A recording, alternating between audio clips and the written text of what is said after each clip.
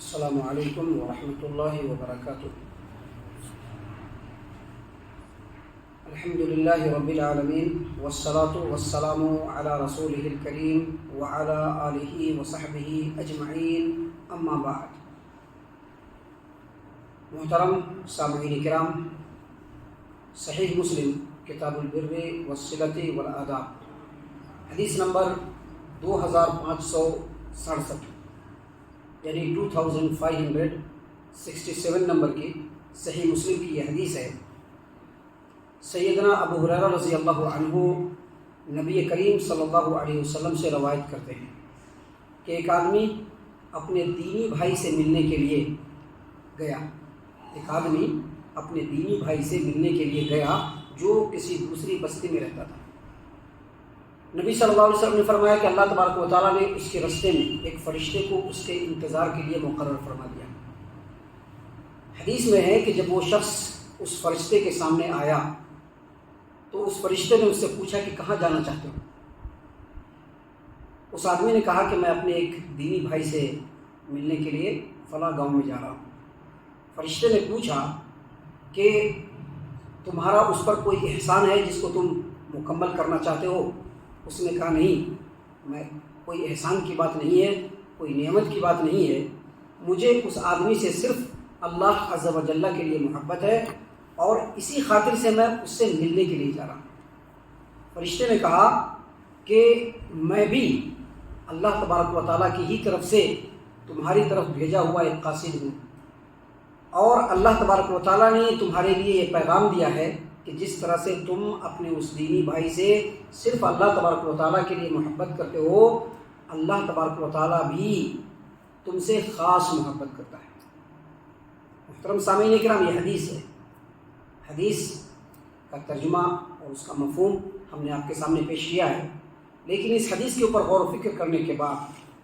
ہمیں کئی باتیں سمجھ میں آتی ہیں اور ہمیں اس پر غور و فکر کرنا چاہیے۔ اس حدیث کے اوپر غور و فکر کرنے کے بعد سب سے پہلی بات جو ہمیں سمجھ میں آتی ہے وہ یہ کہ اگر کوئی آدمی، کوئی مسلمان کسی دوسرے ایمان والے بھائی سے اللہ تبارک و تعالیٰ کے لیے محبت کرتا ہے تو اس کی بڑی فضیلت ہے۔ اور اس کی فضیلت کیا ہے؟ اس کی فضیلت یہ ہے کہ اگر کوئی آدمی اپنے ایمان والے بھائی سے اللہ تبارک و تعالیٰ کے لیے محبت کرتا ہے تو اللہ تبارک و تعالیٰ اس شخص سے خصوصی محبت کرتے ہیں، اور یہ بہت ہی عظیم شرف اور فضل کی بات ہے۔ محترم سامعین کرام، اس حدیث سے یہ بھی ثابت ہوتا ہے اور اس پر ہمیں بھی غور کرنا چاہیے کہ اگر کوئی مسلمان اپنے دوسرے مسلمان بھائی سے صرف اللہ تبارک و تعالیٰ کو راضی کرنے کے لیے محبت کرتا ہے تو اس آدمی کے لیے مستحب ہے اور افضل ہے کہ اس سے ملنے جب کبھی کبھی جایا کرے، صرف اللہ کو راضی کرے۔ یہ اس آدمی کے لیے مستحب ہے اور افضل ہے۔ محترم سامعین کرام، اس حدیث کے اندر اس بات کی ترغیب ہے کہ ہم اگر کسی مومن اور مسلمان بھائی سے محبت کریں تو صرف اللہ تبارک و تعالیٰ کی خاطر محبت کریں اور اس کو اللہ تبارک و تعالیٰ کے لیے خالص کریں، تاکہ اللہ تبارک و تعالیٰ کی جو خصوصی محبت ہے وہ ہمیں بھی حاصل ہو جائے۔ سامعین کرام، اس حدیث پر غور و فکر کرنے کے بعد اور اللہ تبارک و تعالیٰ کا جو مقام و مرتبہ ہے اس کو سمجھنے کے بعد ہمیں یہ بات بھی اچھی طریقے سے جان لینا چاہیے کہ اللہ تبارک و تعالیٰ خوب جانتا ہے کہ کون کس سے صرف اللہ تبارک و تعالیٰ کے لیے محبت کرتا ہے۔ بولنے کی، اعلان کرنے کے لیے ضرورت نہیں ہے، اللہ کو خوب معلوم ہے کہ کوئی کسی سے محبت کرتا ہے تو کس چیز کے لیے محبت کرتا ہے، کیوں محبت کرتا ہے، اس کے پیچھے اس کی کیا منشا ہوتی ہے، اس کے پیچھے اس کا کیا انٹینشن ہوتا ہے، اس کے پیچھے اس کا کیا ارادہ ہوتا ہے، رب العالمین کو خوب معلوم ہے۔ محترم سامعین کرام، اس حدیث کو سامنے رکھ کر کے ہمیں اپنے لیے بھی تھوڑا وقت نکالنا چاہیے اور ہم جو دنیا میں لوگوں سے محبت کرتے ہیں اس کا جائزہ بھی لینا چاہیے کہ ہم جو کسی سے محبت کرتے ہیں وہ کیوں کرتے ہیں۔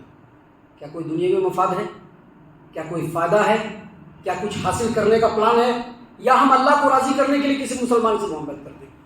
اگر ہم کسی مومن مسلمان بھائی سے صرف اللہ تبارک و تعالیٰ کو راضی کرنے کی خاطر محبت کرتے ہیں تو اس محبت کی حفاظت کرنی چاہیے،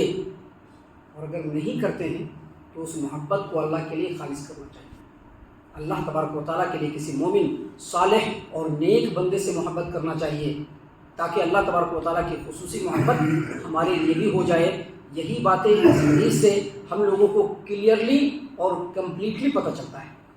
محترم سامعین کرام، اس حدیث پر غور و فکر کرنے کے بعد یہ بھی پتہ چلتا ہے کہ فرشتے انسانی شکل میں کسی دوسرے انسان سے اللہ تبارک و تعالیٰ کے حکم سے ملاقات کر سکتے ہیں، جیسا کہ اس واقعے سے بھی ثابت ہے، اور اس سلسلے میں بہت سارے واقعات ہیں جو اس بات کو ثابت کرتے ہیں کہ کبھی کبھی فرشتے انسانی شکل میں کسی انسان سے اللہ تبارک و تعالیٰ کی اجازت سے ملاقات کر سکتے ہیں۔ سامعین کرام، نبی اکرم صلی اللہ علیہ وسلم کی حدیث میں، آپ صلی اللہ علیہ وسلم کی سنت میں جو غیبی واقعات بیان ہوئے ہیں، یہ اللہ تبارک و تعالیٰ کی طرف سے نازل کی ہوئی وحی ہے جو اللہ نے اپنے نبی پر نازل کی، اور نبی نے ہم لوگوں کو اس بات کو مکمل طور پہ پہنچا دیا۔ سامعین کرام، نبی صلی اللہ علیہ وسلم نے جو واقعات بیان کیے اس میں ہمارے لیے بڑی نصیحتیں ہیں، اس کو سننا چاہیے، یاد رکھنا چاہیے، اس سے فائدہ اٹھانے کی کوشش کرنی چاہیے، اس کے پوائنٹس کے اوپر عمل کرنے کی کوشش کرنی چاہیے، اور اس کو دوسروں تک پہنچانے کی بھی کوشش کرنی چاہیے، جیسا کہ صحابی رسول نے اس واقعے کو نبی صلی اللہ علیہ وسلم سے سن کر کے ہم لوگوں تک پہنچایا ہے۔ ہم اللہ سے دعا کرتے ہیں کہ اللہ تعالی ہم تمام کو ان تمام باتوں کے اوپر خوب غور و فکر اور تدبر کرنے کے ساتھ ساتھ ان باتوں کے اوپر عمل کرنے کی بھی توفیق عنایت فرمائے، آمین۔